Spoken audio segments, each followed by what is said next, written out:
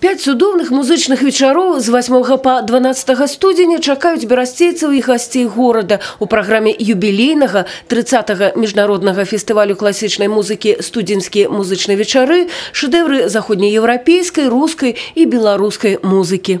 Много писем и в последнее время, и мы хотим участвовать, и мы хотим участвовать. Я считаю, что этот фестиваль – это триумф того, что приезжает почти вся Белоруссия. Я даже хотела, чтобы был заголовок «Вся Белоруссия в Бресте».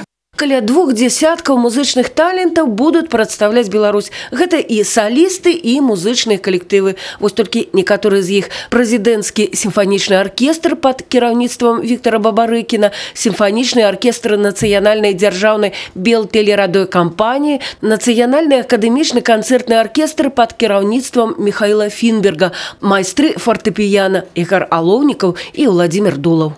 В данном фестивале на сегодняшний момент, я думаю, мы увидим и уже полюбившиеся, как и коллективы, так и исполнителей, ну и, естественно, новые лица с мировым именем.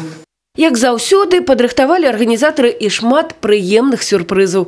Многія ўдзельнікі фестывалю перад брэсцкай публікай выступяць упершыню. Сусветная зорка джазу Лорен Браун з Великобрытаніі, арт-гурт «Беларусы», скрипачка Ганна Саўкіна з Расіі. Вялікая зала брэсцкага акадэмічнага тэатра драмы з 8 па 12 студзеня стане цэнтрам прыцягнення для ўсіх, хто любіць класічную музыку. Адбудуцца яшчэ 3 канцэрты ў брэсцкім музычным колледжи, а таксама в Кобрыне и Жабинцы.